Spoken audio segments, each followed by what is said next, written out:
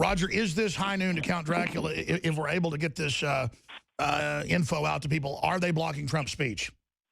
Well, they're attempting to. The problem is that was very easy to do in the 80s when the Clintons had their political heyday, because there were only 3 national networks. Cable TV was still in its infancy. The internet was not nearly as developed.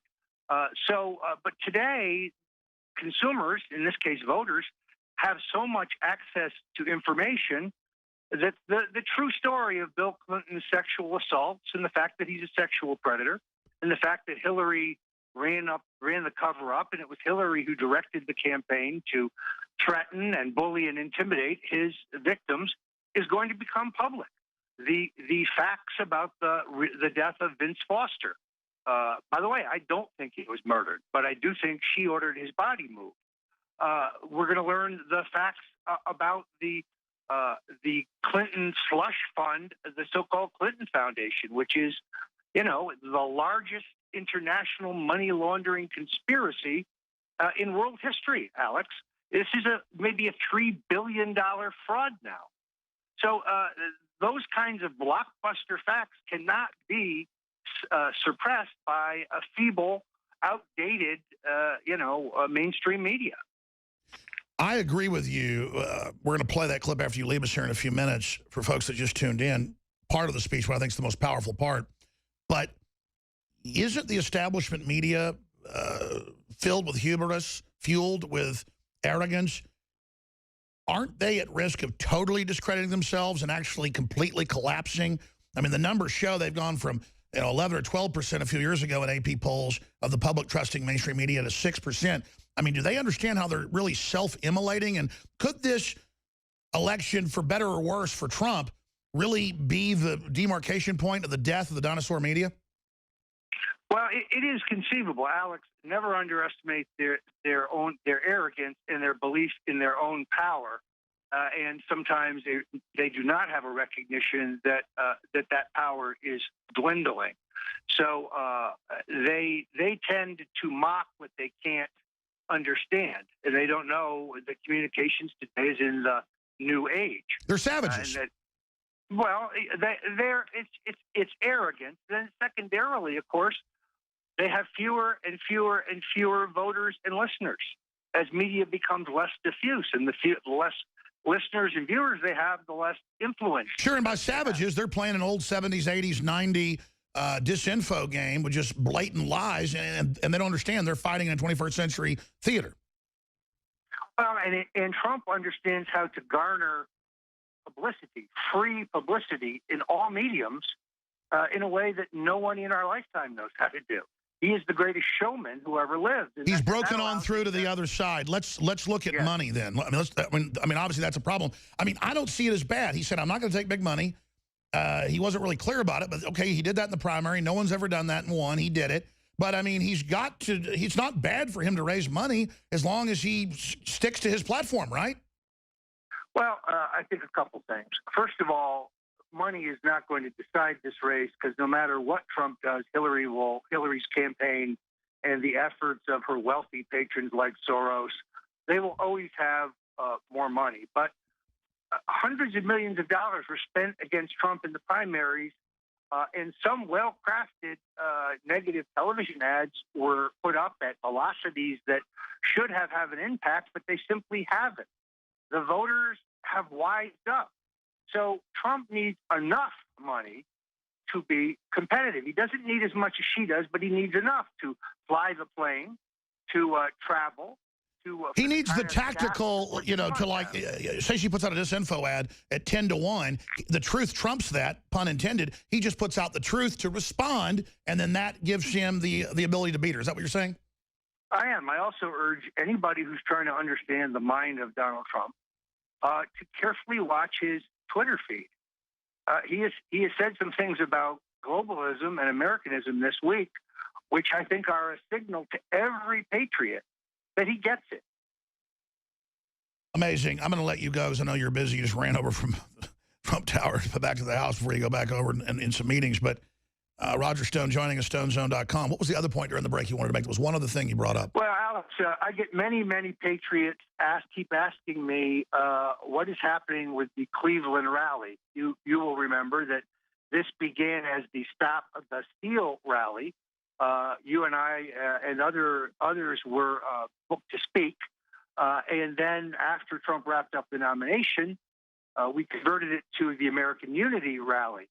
The city of Cleveland put forward a series of restrictions on our free speech, our right to assemble, so we could not do, guaranteed herding our people into a penned-off area with leftist thugs, so you would have had violence. Right now, so we went to federal court, Citizens for Trump, a fine grassroots organization that folks should sign up in, that is distinct from the campaign, but very well run and very effective, was the plaintiff. The left-wing ACLU represented us because they agreed that the restrictions by the city were unconstitutional. We won that lawsuit. They changed the safety perimeter from 4 miles out from the stadium to 1 mile, far more reasonable. But they continue to stall on our permit. Now they're telling us we need a union-approved soundstage, that we need special city permits for. What's going on here is the Democratic machine that runs Cleveland knows that the longer they can delay our ability to both raise money to pay for and rally bodies for this rally, they're enhancing the chances that it will not be a success. So they intend to give us our permits, I think, knowing that we'll go litigate again if we must, but that in the end they'll make their our approvals so late that we will be precluded from having hundreds. Yeah, they're running the clock on us. So everybody just be there. We're protesting for free speech. We're protesting against globalism. We're protesting against the Soros scum that's going to be bussed in. And everybody better be there, okay? I mean, this is, people talk about 1776 and you want to march on Washington and all this stuff. This is where you march. This is the fight. This is where everyone needs to be there, period. We're exercising our free speech, period. We need the bikers, everybody there. Don't wait for orders from headquarters. Go to the sound of the political guns. Roger? Delighted to be with you, and I agree. So if you have plans to Cleveland, we'll see you there. I actually have a book signing at the Barnes & Noble in Cleveland for Clinton's War on Women, where I hope to see many old friends and some new ones. Alex, I know you're going to be speaking at a couple of events. Plus, you'll have a whole crew there. I'm really looking forward to this. I'm looking forward to buying you dinner, buddy. Thank you so much, Roger Stone. Thanks, Alex. Let's go out to break. I'm going to come back directly to your calls in the next segment with a little bit of that speech where he talks about her being a foreign agent, where we already have surrendered. We're not going to surrender anymore. This is the speech Hillary's afraid of. This is the speech he gave a few days ago. He gave it again today. Here it is. The TPP would lower tariffs on foreign cars while leaving in place the foreign practices that keep American cars from being sold overseas. That's not all. Mark my words. China will enter the TPP through the back door at a later date. They are watching. They are studying. They're not in it now, but they're going to be in it. If it's good, they'll be there. By the way, if it's no good, they'll pass. It's the same way, always is. The agreement would also force American workers to compete directly against workers from Vietnam, one of the lowest wage countries on earth. Not only will the TPP undermine our economy, but it will undermine our independence. That's what's happening. The TPP creates a new international commission that makes decisions the American people are no longer given the right to veto. These commissions are great for Hillary's Wall Street funders who can spend vast amounts of money to influence the people on the commissions and the outcomes. It should be no surprise then that Hillary Clinton, according to Bloomberg, took a leading part in drafting the Trans-Pacific Partnership. Please remember that, especially in November.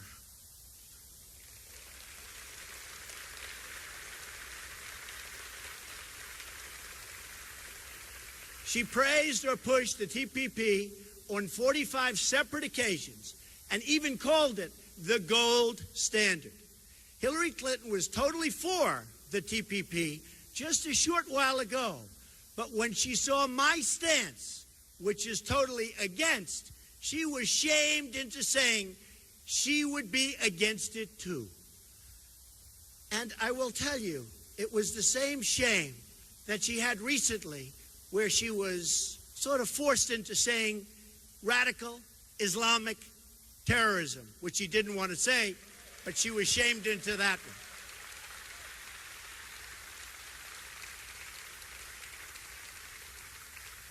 But have no doubt that she will immediately approve it if it's put before her. And that is guaranteed. Guaranteed.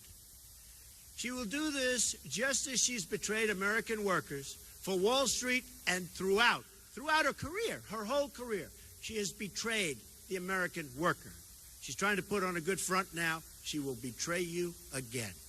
Her career and her husband have signed so many disasters, and never, ever forget NAFTA. Just never, ever forget it, because you know what it's done, and I know what it's done. And in touring, I've seen the devastation that it's left behind. Here's how it would go. She would make a small token change, declare the TPP pact fixed, and ram it through, and you will suffer. That's why Hillary is now only saying she has. I know what it's done, and in touring, I've seen the devastation that it's left behind. Here's how it would go. She would make a small token change, declare the TPP pact fixed, and ram it through, and you will suffer.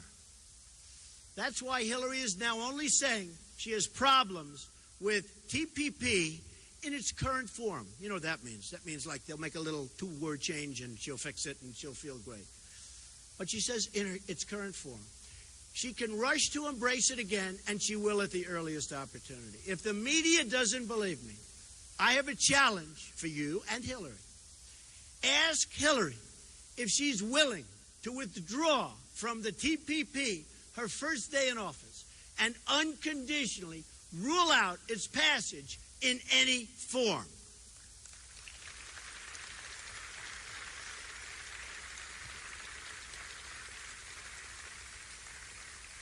There is no way to fix TPP. We need bilateral trade deals. We do not need to enter into another massive international agreement that ties us up and binds us down like TPP does.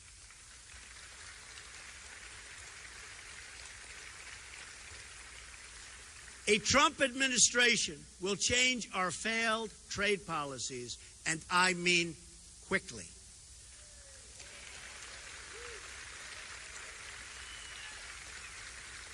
Thank you. Here are 7 steps I would pursue right away to bring back our jobs. Number 1, I am going to withdraw the United States from the Trans-Pacific Partnership, which has not yet been ratified.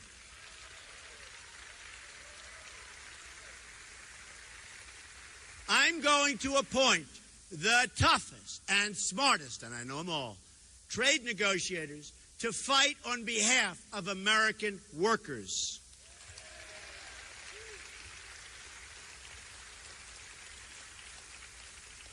I'm going to direct the Secretary of Commerce to identify every violation of trade agreements a foreign country is currently using to harm you, the American worker.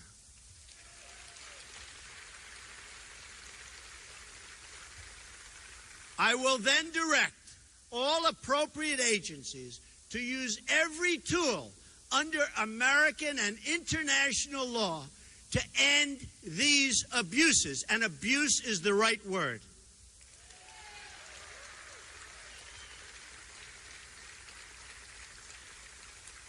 Number 4, I'm going to tell our NAFTA partners that I intend to immediately renegotiate the terms of that agreement to get a better deal by a lot, not just a little, by a lot for our workers.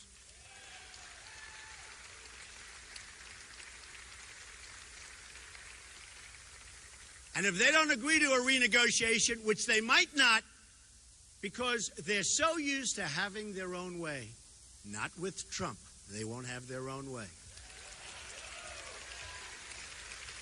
then I will submit under Article 2205 of the NAFTA agreement that America intends to withdraw from the deal.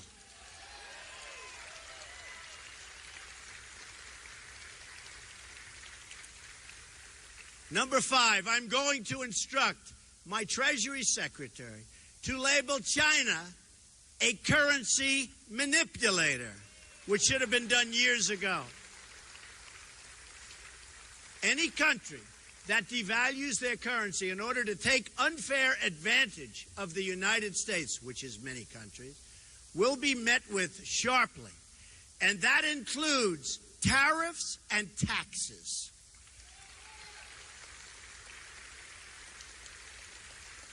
Number 6, I'm going to instruct the U.S. Trade Representative to bring trade cases against China, both in this country and at the WTO.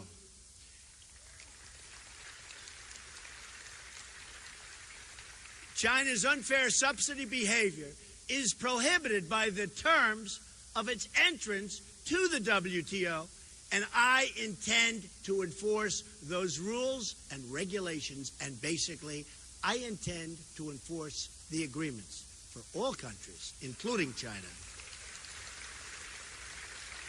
7, if China does not stop its illegal activities, including its theft of American trade secrets, I will use every lawful president. Hey, look, this is very easy. This is so easy. I love saying this. I will use every lawful presidential power to remedy trade disputes, including the application of tariffs consistent with Section 201 and 301 of the Trade Act of 1974 and Section 232 of the Trade Expansion Act of 1962. And when they say trade expansion, they're talking about other countries. They're not talking about us, because there is no expansion. They get the expansion, we get the joblessness. That's the way it works. Not going to happen anymore.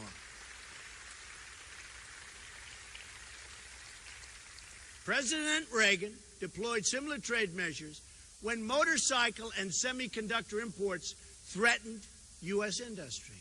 I remember. His tariff on Japanese motorcycles was 45%, and his tariff to shield America's semiconductor industry was 100%. And that had a big impact, folks, a big impact. Hillary Clinton and her campaign of fear will try to spread the lie that these actions will start a trade war. We already have a trade war, and we're losing badly, badly.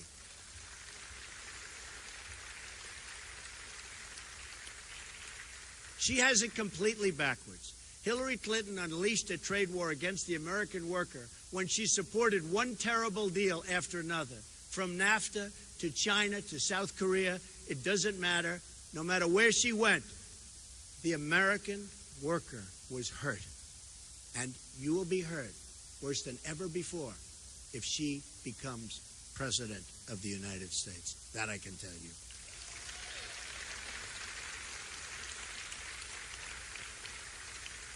A Trump administration will end that war by getting a fair deal for the American people and the American worker.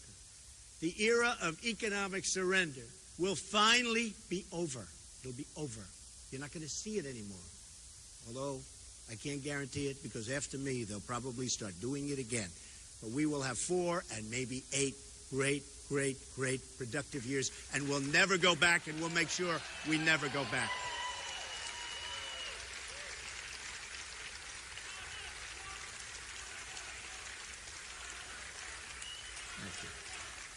Thank you. Thank you very much. Thank you. Thank you. Thank you very much, everybody. I appreciate it. A new era of prosperity will finally begin. America will be independent once more. Independent once more. Doesn't that sound great?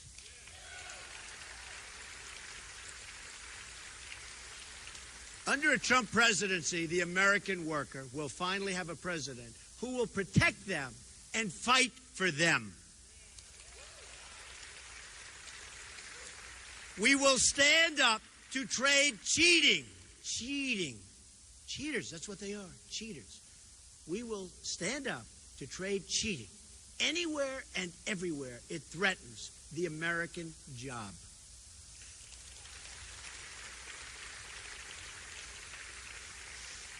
We will make America the best place in the world to start a business. We'll hire workers and we'll open factories and we'll get rid of these horrible regulations that make it impossible to do business in this country.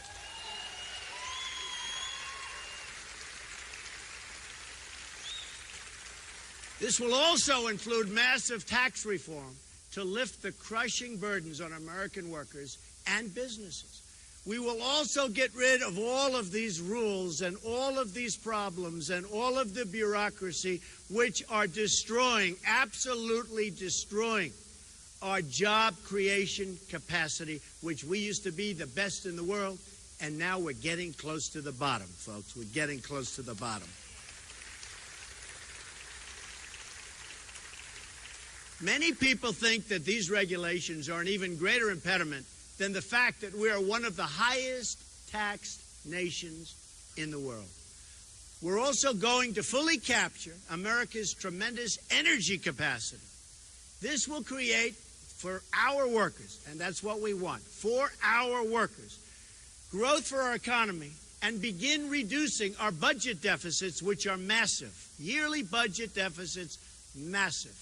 Our trade deficits, we don't even want to talk about it. Our budget deficits are massive. Hillary Clinton wants to shut down energy production and shut down the mines, and she wants to shut down, and she said it just recently, she wants to shut down the miners. I want to do exactly the opposite.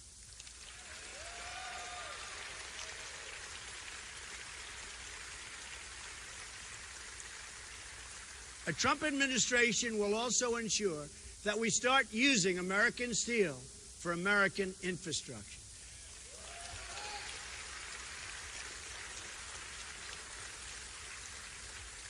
And aluminum.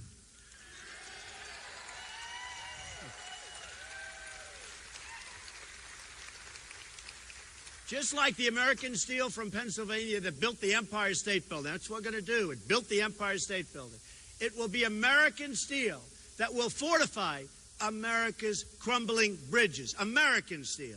It will be American steel. It will be American steel that sends our skyscrapers soaring, soaring into the sky. Beautiful sight. More beautiful with American steel. It will be American steel that rebuilds our inner cities. It will be American hands that remake this country, and it will be American energy mined from American resources that powers this country.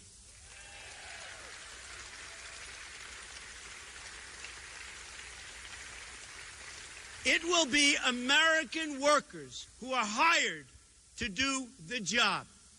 Nobody else, American workers. We are going to put American steel and aluminum back into the backbone of our country. This alone will create massive numbers of jobs, high-paying jobs, good jobs, not the jobs we have today, which everybody agrees are bad jobs. We're going to create massive numbers of good jobs. On trade, on immigration, on foreign policy, we are going to put America first again.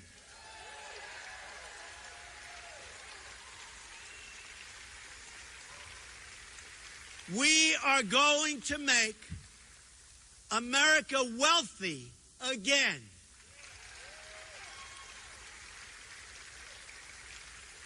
We are going to reject Hillary Clinton's policy of fear and her policy of of absolute nonsense because it's not working and it's grossly incompetent and we can't take it any longer and we're not going to take it any longer.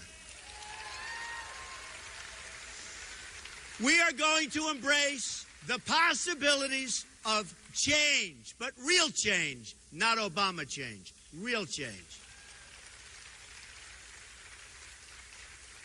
It's time to believe in the future. It's time to believe in each other. It's time to believe in America again. This is how we are going to make America great again for all Americans. For all Americans.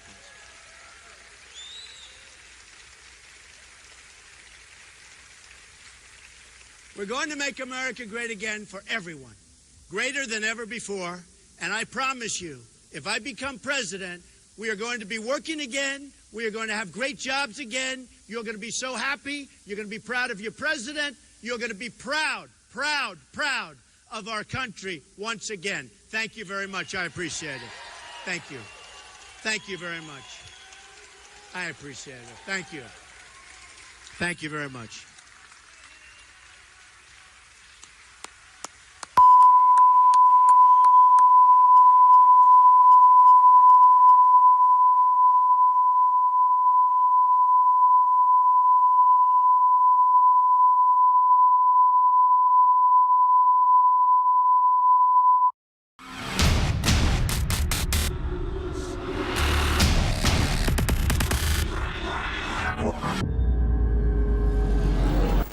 These were the chaotic scenes as residents of a city in southeastern Venezuela went on the rampage in search of basic food items. People desperate for staples like milk, rice and flour stormed a supermarket warehouse in Guayana City. If you go back to 2007, the British Ministry of Defense came out and echoed a Department of Defense report from here in the U.S. saying that beginning in the year 2016, right through 2020 to 2030, that they believe there would be massive multi-100% food price increases worldwide. And that during that global meltdown, that there would be incredible social unrest that would depopulate much of the earth. Now, in 2016, Vice magazine and other publications are reporting on a 2015 report produced by the U.S. government, the UN, and scores of foreign nations, as well as the State Department, overseen by food giant Cargill, the World Bank, and most importantly, the World Wildlife Fund. The World Wildlife Fund is a eugenics, anti-human organization set up by Prince Bernhard, who also founded the Bilderberg Group and who was a Nazi officer. This organization sells environmentalism to make the elite look like heroes saving the earth, when in truth, they are ushering in a planetary tyranny that is irrevocably damaging the fabric of our planet. In this new FEMA report, with headline, FEMA contractor predicts social unrest caused by 395% food price spikes, you learn that this is a report filed with governments and major institutions overseen by a contractor that since the 1940s has been the main advisor for the U.S. Navy Marine Corps. The challenges and crises that we were assigned are exactly what we expect to see in the future. So you've got famine, you've got increased pests. Food prices are going up 400%. We've got a flood of migrants coming in. The world is starting to fall apart. Everything we do is going to have some negative effect. Now, all of this said, governments and corporations and institutions are stockpiling food and weapons. They're digging in, they're getting bunkers. Elites are fleeing to places like New Zealand en masse. We've gone from financial meltdown and huge regional wars being a possibility to being a probability to more and more becoming an inevitability. Now, the big question is, what are we going to do about it? The advice I give you is the same advice that I carry out in my own personal life. Number one, everybody needs to be able to protect themselves. Everybody needs friends and family they can rely on in crises. And everyone needs high-quality storable foods and high-quality water filtration systems. not just for collapse when it comes to water filters, all the garbage in our water, you'd be insane to drink well water or tap water with the glyphosates and all the rest of it.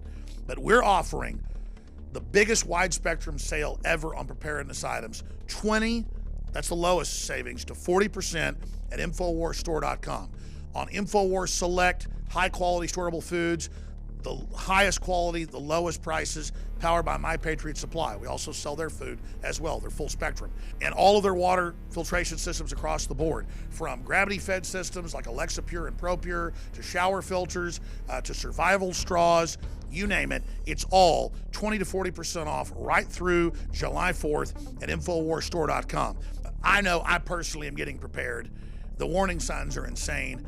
Take advantage, 20 to 40% off until early next week with the 4th of July holiday special at InfoWarsStore.com.